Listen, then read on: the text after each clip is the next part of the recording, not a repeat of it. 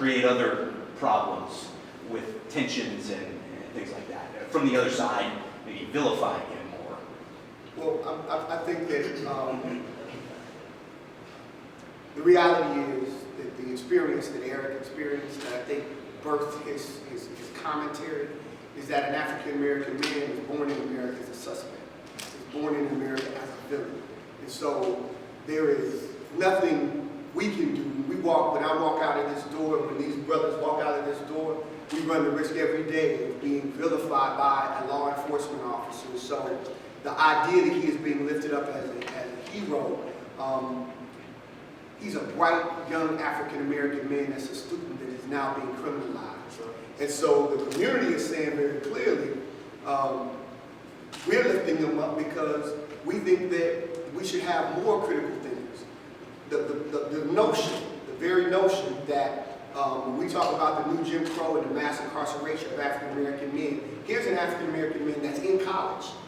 And this process is seeking to remove him from college and to put him in prison. And so, should he be a hero? I think under the conditions of oppression that many of us are experiencing, absolutely. And I would let, I know Brother 17 speak to that as well as anyone else. I would like to address that question. First of all, perception is reality in America today. The perception managers in the United States, yourselves included, have demonized young black people, have talked about them as thugs. These are our children. Have talked about them as thugs and criminals, forgetting that the process of criminalization begins with the system. The stop and frisk gives black kids a record. Right? Stopping people while driving and driving while black, all of this harassment criminalizes the African community. So when this brother stood up and stated the truth about the symbolism, the perception of the American flag in the African community, he was stating a point of view that was based on historical reality. The historical reality of white supremacy, slavery, racist law enforcement, police terrorism. This is real.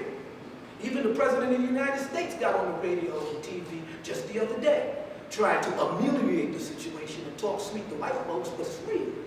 So if this brother becomes a hero to youth in the black community, it's only because he stood up for the truth in the face of tyranny. That's the only reason. If he was standing up demonizing white people in a racist fashion, if he was telling lies, if he was preaching hate, then he shouldn't be considered a hero, but he was telling the truth.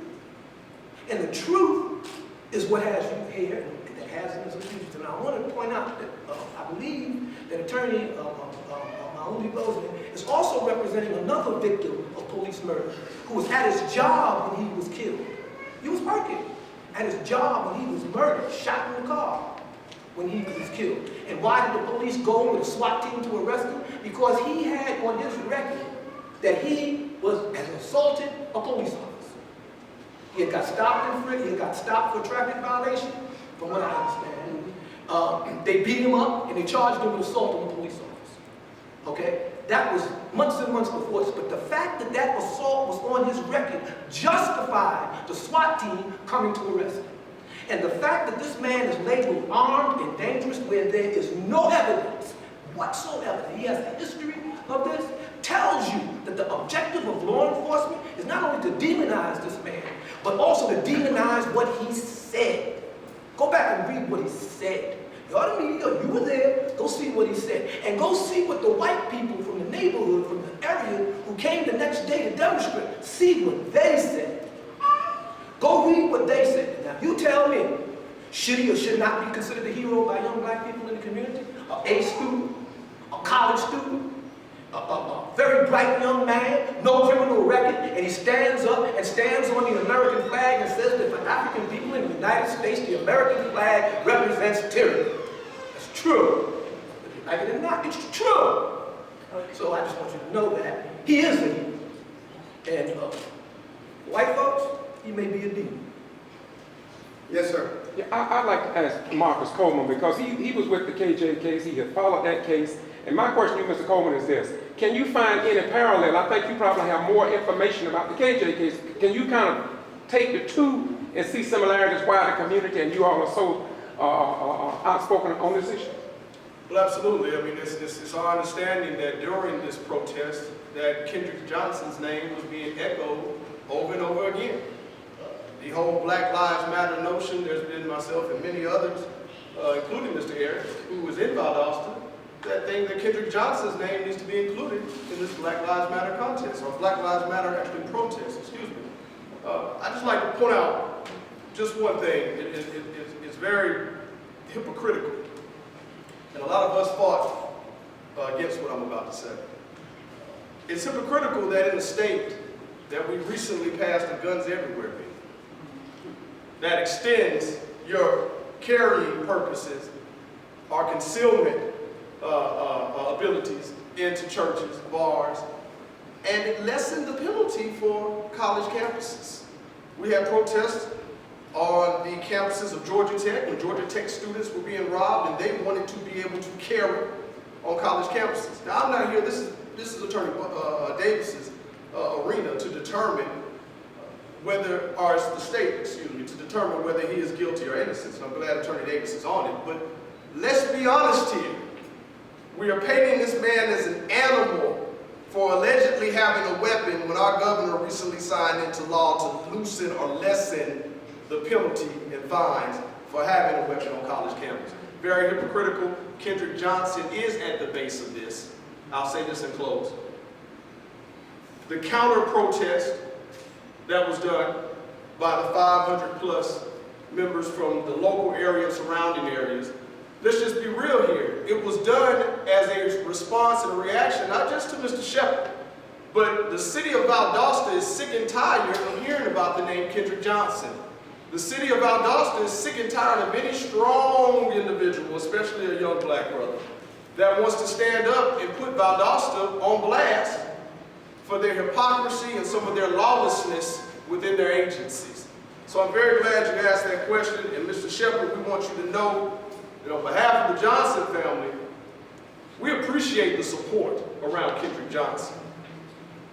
We appreciate the support across the nation around Kendrick Johnson. But let's just be honest here. It is more than just the flag. It is agents are running rampant through the city of Valdosta, and it is the Black Lives Matter movement that has a certain part of this population uneasy. Pretty much Eric's safety is calling concern, because let's look at it like this. We had the Kendrick Johnson killed over 2 years ago. His mother worked at the school for 10 years, so it was people that he knew. It was people that he played sports with, people he ate lunch with.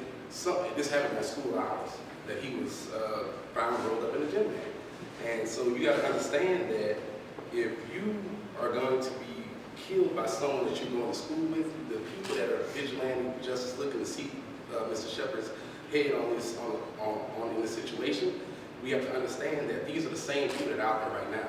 These are the same people who, the same department, the police department, who has spent more time pursuing this young man than trying to find out exactly how Kendrick wound up in that man. And that when you look at the outpouring from the community that showed up 500 strong to protest the fact that Mr. Sheppard stood on a flag as opposed to we found a young man wrapped in a gym mat 2 years ago, that speaks volumes of how the community at large views Black lives.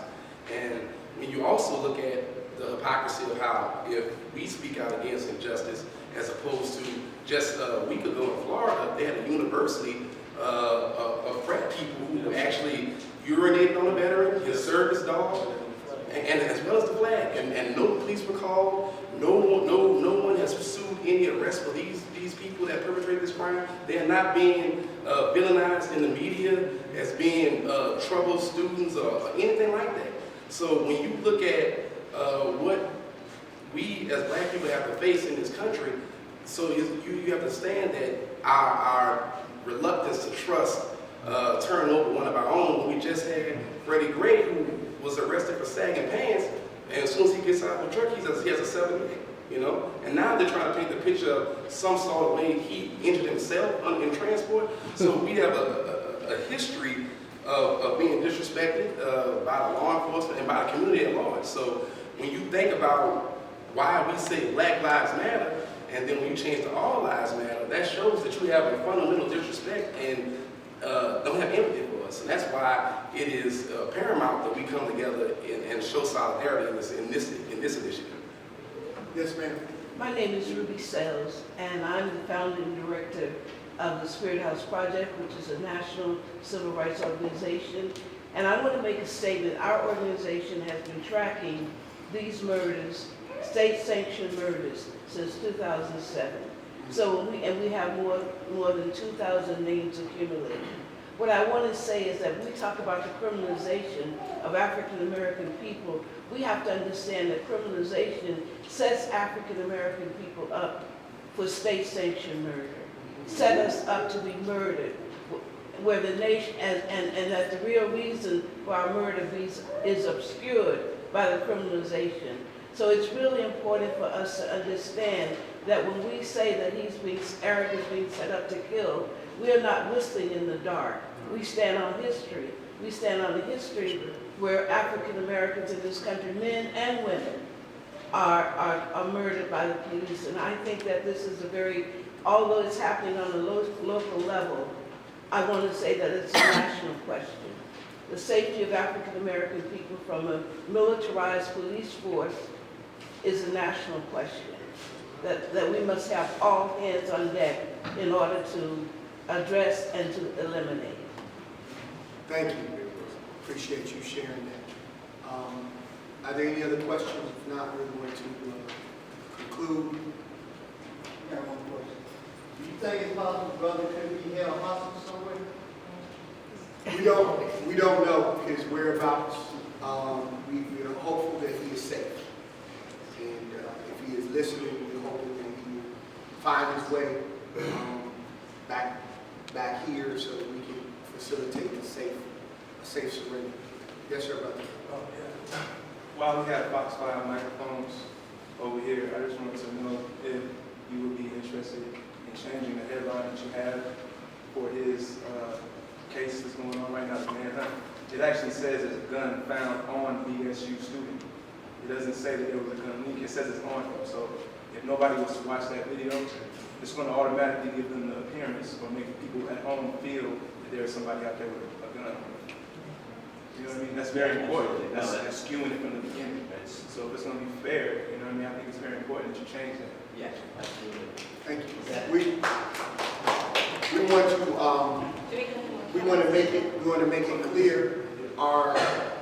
Anyone that can help Eric, our telephone number here is 404-244-2004. Again, 404-244-2004 to call so that we can assist, so that we can facilitate this community standing with you, Eric. We love you, we believe in you, and we will protect you.